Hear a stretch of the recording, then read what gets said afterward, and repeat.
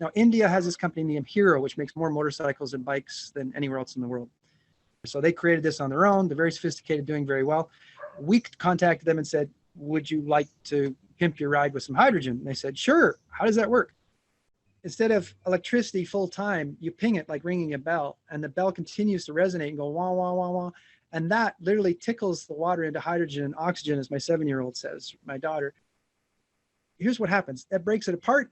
And then you have to know with an oscilloscope that sees the sine wave with intelligence when you need to hit it with, and how much electricity, amperage, watt, and voltage to keep that breaking down the hydrogen. But now using a lot less electricity to do that. And we're down to 37 degrees Celsius instead of 58 degrees Celsius, which anybody that's a geek would know, wow, that's a huge difference in heat dissipation. So your efficiency went way up.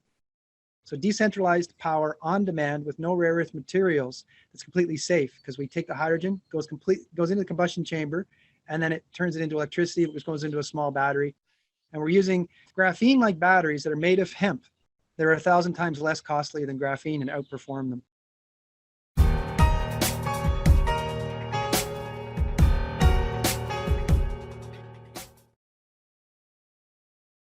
Research into the 5G network architecture reveals your mobile phone service could be maliciously used against you.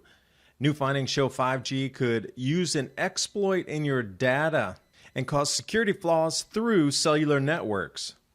As with any disruptive technology, bad actors and corporations will always look for ways to exploit lax security at the cost of you and your privacy. That's why I use Virtual Shield VPN so corporations can't trace you or I across the web. You can head over to virtualshield.com, and in the download tab, I'm going to choose Firefox. And click Install Now to add the Virtual Shield add-on. It's just that easy. And get started with your free 30-day trial. Install it, click Connect. You'll see the shield turn from red to green. And you'll see how from my initial service provider, I was able to even change my IP. Virtual Shield Network protected. Get Virtual Shield for 50% off today by going to virtualshield.com/adapt2030 or click on the link in the description box below. And now on with the video. And good afternoon. Today I have with me again Tom Ross, Tesnic.com.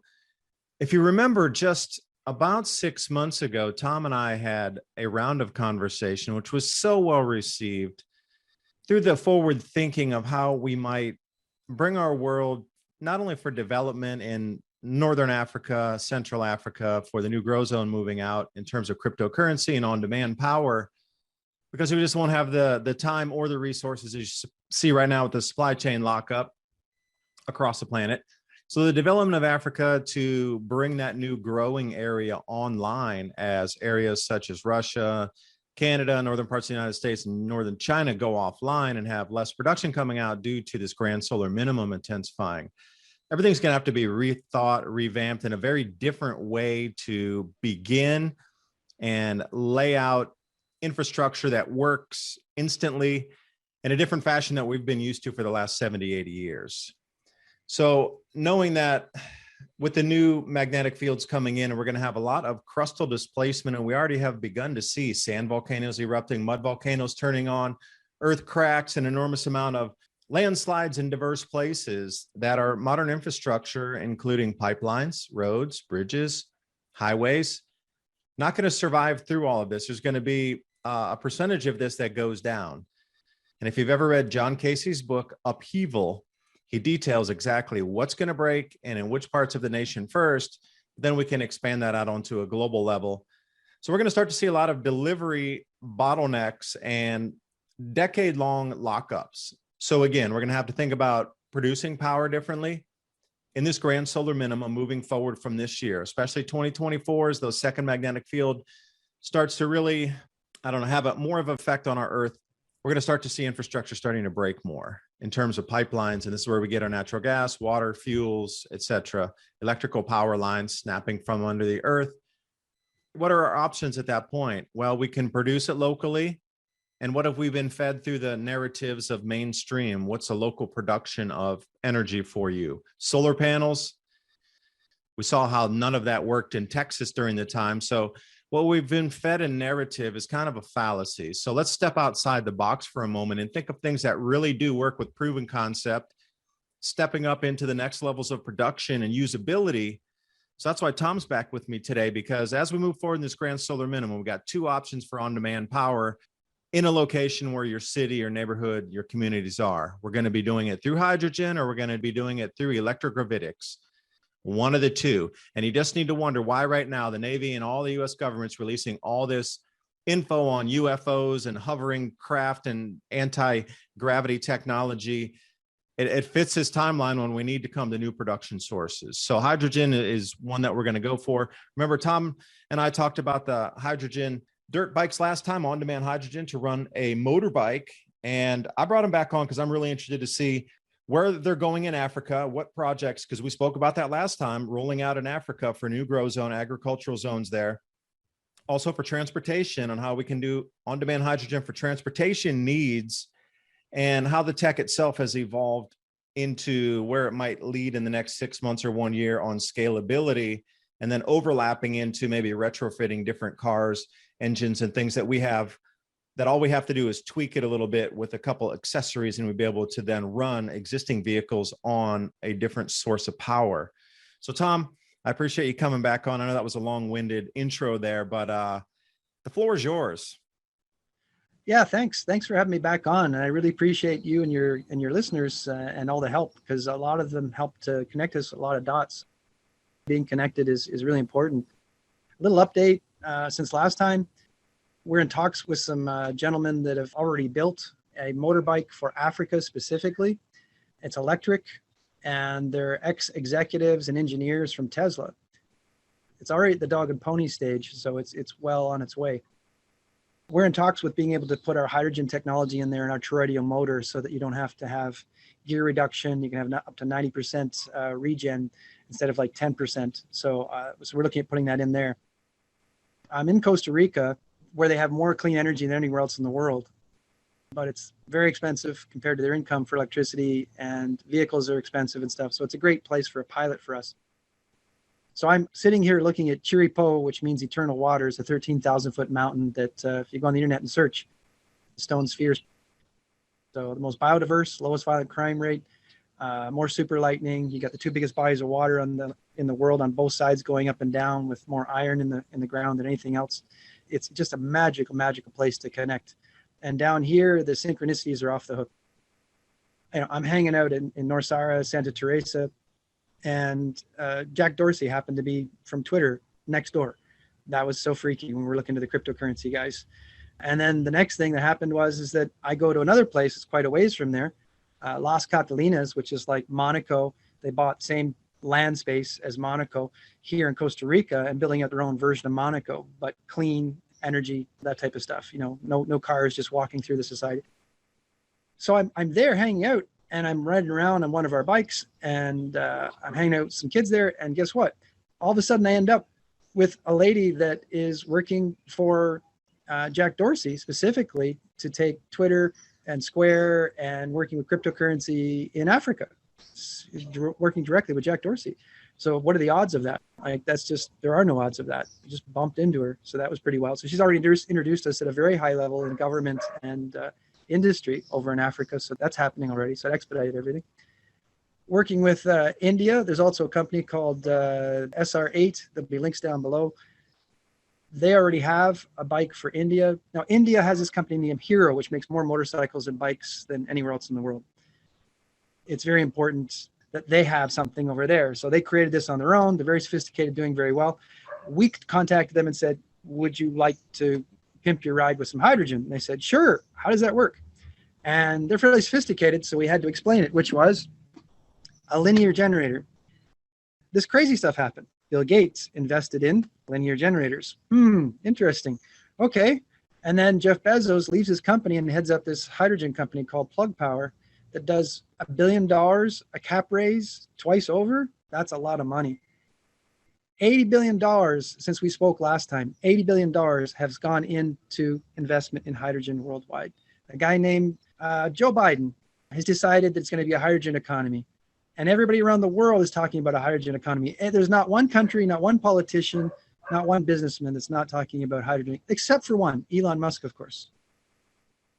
These guys asked us, how does this work? I said, well, instead of electricity full time, you ping it like ringing a bell, and the bell continues to resonate and go wah, wah, wah, wah. And that literally tickles the water into hydrogen and oxygen, as my 7-year-old says, my daughter. Here's what happens. That breaks it apart.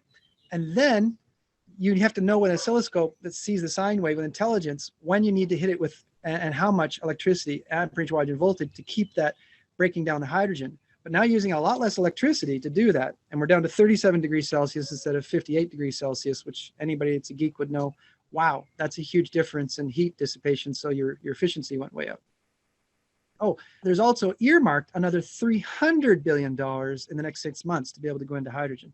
So it's the largest transfer of wealth and the fastest in the world. There's 2 videos out right now. One talks about blue hydrogen, the Tesla killer that's going around. There's one that says it's not going to be and debunks it. And they say fuel cells are for fools.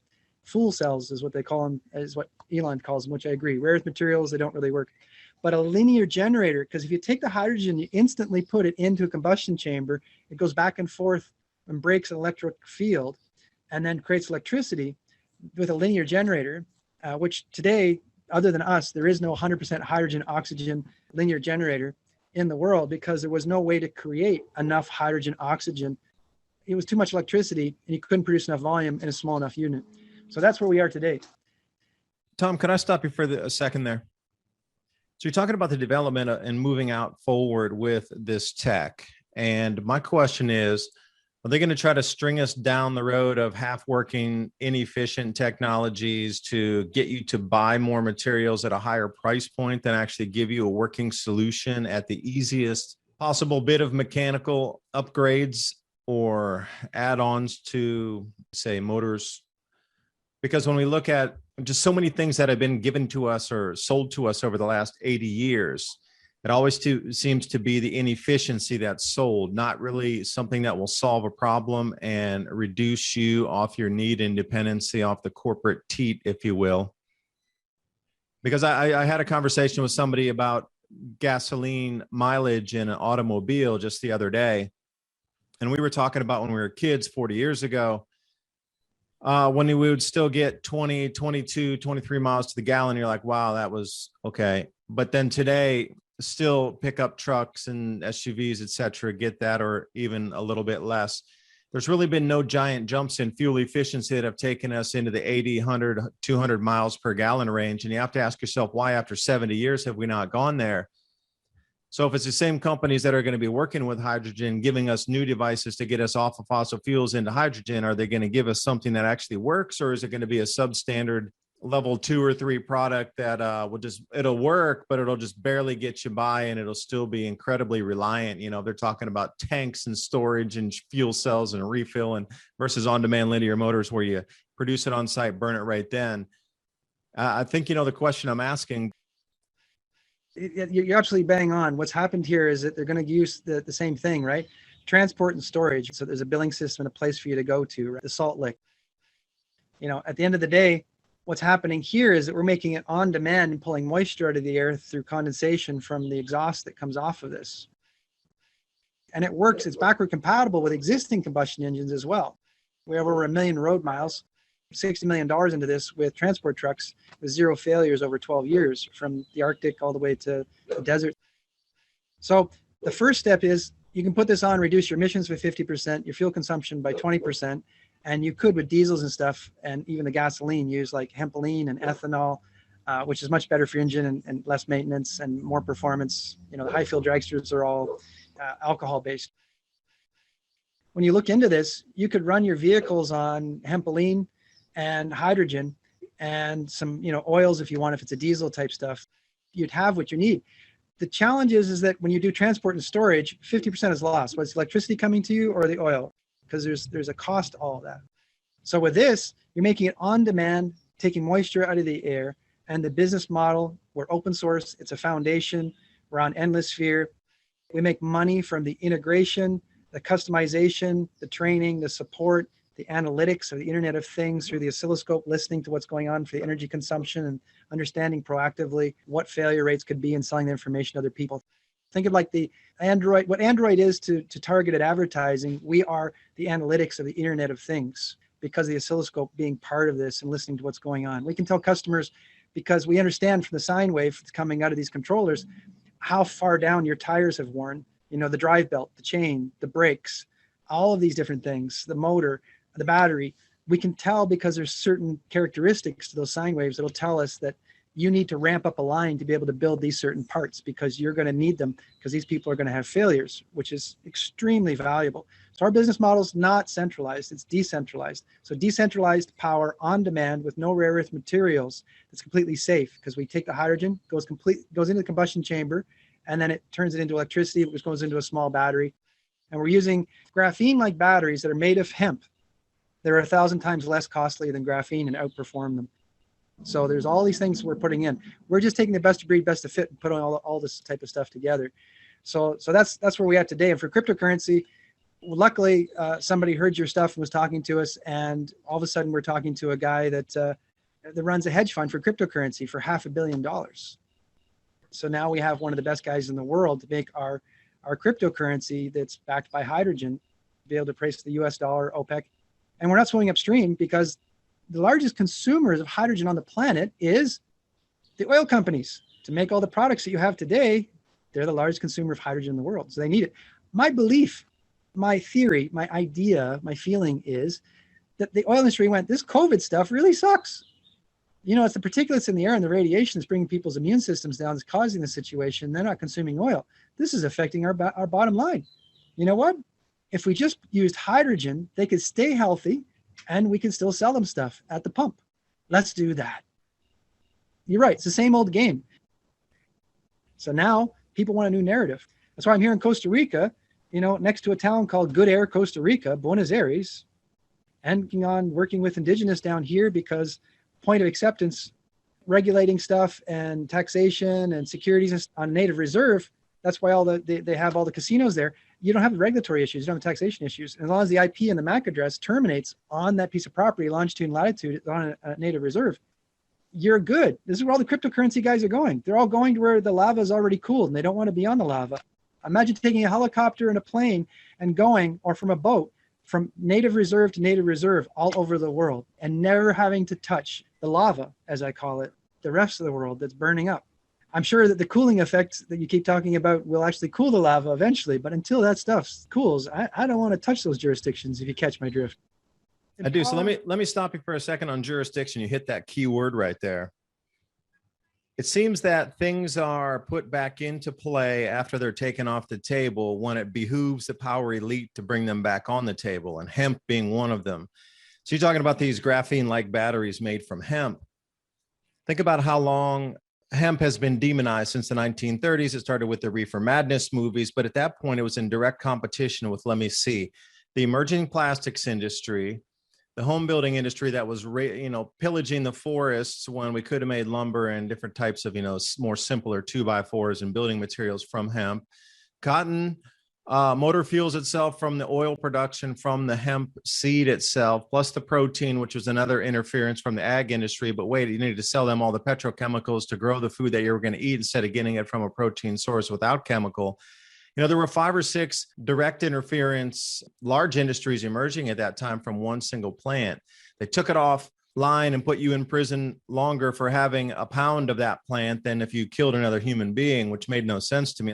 But now suddenly hemp's back on the table and they're encouraging farmers all over the place to grow it. What was the narrative shift where they're going to need such an enormous amount of hemp in which industry that they wanted farmers to now shift? I understand the legalizations to keep a lot of people numb and not thinking about the situational problems around them. A lot of GM strains of, consumables out there that might affect the mind versus something that's a non-GM strain. But the hemp itself, why is there such a push now globally to get farmers into hemp unless there's going to be a need for it? And it's not just a lot of people making clothes and, let's say sustainable gear and, wear and whatnot. It's got to come to the industry level. So, you're already seeing something on the industry level that's going to consume large amounts of hemp to the point where we're going to have to convert a huge amount of ag on the planet to sustain that need. It's another narrative thing back on the table, back in play. So what else are you seeing coming back in play right now of things that have been off the table for such a long time in terms of legalities? Well, there was a gentleman named Henry Ford that made a few cars. If you go Google this, instead of going into it for a long time here, he made cars for 1/4 the cost of everybody else that was superior. He paid his people twice as much. And he definitely made cars out of hemp. And he definitely made hempoline. Hempoline is the only carbon neutral biofuel in the world. And it's the best thing to be able to make fuel to be able to go into a combustion engine by far. So Henry Ford, guess what his father was? He was a hemp farmer. How did he make a car for 1/4 the cost and pay people twice as much? He made hemp cars. We have a guy on our team that made a crash testable 4-door sedan that weighs 1,200 pounds less that was electric 10 years ago that got crushed. Nathan, he's on our team. But now it's all coming back. It's in vogue. But they put prohibition in place and got a lot of women upset with their drunk husbands. But it wasn't about that. It was about making sure that Henry Ford didn't give you a still and say, go make your own hempoline for your car. This is real. Talk to people that are around that are, my grandfather and grandmother were into their 90s before they passed away. They told us about this. We made our own fuel for our own vehicles until that prohibition thing came around. We weren't alcoholics. We just lived on the farm and there was no gas station in our town. So we made hempoline. They're now figuring they can control the source of that because they're legalizing it, just like they did alcohol for you to drink. So just like the hydrogen, they're going to make transport and storage, and they're going to control the substances. The permits are ridiculously expensive. We're going to replace the Federal Reserve with a native reserve. And you see a lot, again, crypto's on the table, but it's off the table. The legislation's here, and what do we see? Turkey now just banned it outright. India's done the same. So you're getting all these different diametric opposites from different governmental bodies around the world. It's the way of the future. Oh, no, you can't have it because it interferes with central banking. Too much capital outflow into crypto. Oh, no, we need it because it's decentralized and we can pay workers across, for example, Northern Africa. A stable coin for Northern Africa, probably running off of USDC based on Algorand as a protocol, something like this. But then, that only comes to the payment aspect of it. And these mixed messaging from the allowability of crypto because it interferes with central bank. And they're almost like, we're doing you a favor by allowing you to have it out there in the wild. So where does it go from here with crypto, do you think, with protocols that are out there, and how do they dovetail into each other? Building out infrastructure across part of a continent from nothing, from zero to production. Well, the world woke up as soon as somebody changed sides. Elon Musk, when he said cryptocurrency wasn't real. And then one day, Tesla bought $1.5 billion worth of Bitcoin. And that's when everybody went, whoa, wait a minute. What'd you do that for? Well, what they're doing with printing more money. We have to hedge our bets, they said. So quietly in the background, all the banks are adopting it. All the financial institutions are adopting it. So the wise ones they make it illegal first, then they make it legal. They're just trying to shift the sands back and forth to create the dunes that they want to be able to, launch from. So that's all this is. It's just a big monopoly game. That's all it is. Cryptocurrency is definitely here to stay. It's definitely here to stay. But it'll be in a physical format, especially in Africa, based on the people I'm talking to at a very high level. It'll be in a physical format. It's not just going to be ones and zeros. If anybody's tracking this, and you're not, you should read up on history to see where we're going. Because a lot of people don't know where here is. They want to know where there is. They know where there is. They know where they want to be, but they don't know where here is. And you can't get there from here because you don't know where here is. Outwitting the Devil by Napoleon Hill, a little appetizer in 30 seconds or less is he puts the devil on the stand and he asks him questions the devil has to answer truthfully. You find out, if the devil was to come here, what would he do? He'd set up his tent as a church. It tells you all about science, religion, mythology, history, how to run a human being, politics, everything in 4 hours. It tells you, it's the Reader's Digest version of Cole's notes on how to be able to understand how this gamified realm is. The speed of light and all these limits that make sure that you understand that really this is just consciousness. Everything here is just collective consciousness. There's nothing else but consciousness. The Big Bang, you cannot create or destroy, but you can only, but wait a minute, we cannot create or destroy. Then what about the Big Bang? That's contrary. Not if it's consciousness, not if it's just one mind that created all this. So anyway, that's a whole nother rabbit hole. But there's many, many things like the speed of light, a limit. There's all these different things that just kind of go, wait a minute, this is something we're living inside. So Well, I've recently been into spinning things, as in torsion, and the way that limits are defied when things spin. And I'm just really fascinated that there hasn't been a study devoted to spinning objects. From the atom to the molecule to the solar system and spiral galaxies, everything spins, but nobody really focuses on the spin except torsion physicists. And you get a different outcome and a different result based on the spin. And if you can harness the spin, then we have a whole new set of, wait, free power, what do you mean? Harnessing the spin of everything. And nobody ever talks about it. There's such defined limits on what's possible, not possible. And they always come up with these, that's not possible. You're defying the laws of physics. Well, spinning objects defy the law of physics too. It could be the same object. Newton says things fall at the same speed, but spin one and see which one goes further trajectory wise. Yeah, there's a lot of things that have been put limits artificially, so you don't want to step outside that limit.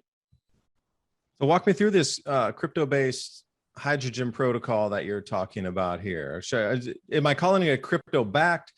Give me the right lexicon to term this hybrid that we're moving into using cryptocurrency backed hydrogen production or something in that light, because there are a lot of people that are hearing this for the first time or wow, what is this conversation? This thing is mind blowing and want to know more about, because there's so many people now just feeling the edges of cryptocurrency because they've been warned off of it for 5-6 years now from the mainstream media, like, oh, it's a scam, it's a this, it's a that. And now suddenly there's huge mass global adoption, like this thing's for real. It just crossed 60.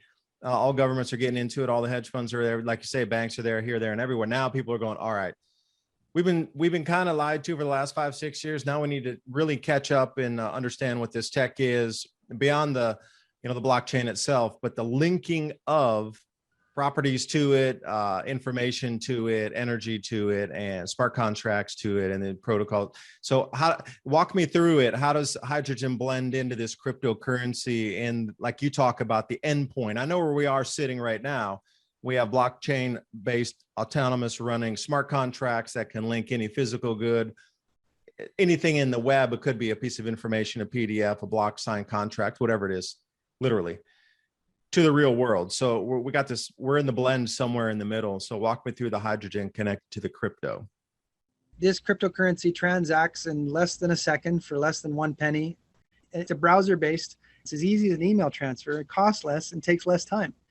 So to contact us at tesnic.com, that's the best way to talk. And Endless Sphere if you're into the technology side of stuff. And we'll be working to do stuff up. And the ISP that we're working with here, Redcom, they're providing free internet to the indigenous, and we're going to put internet throughout the vehicles and the drones up in the air that'll be using hydrogen and hempoline. And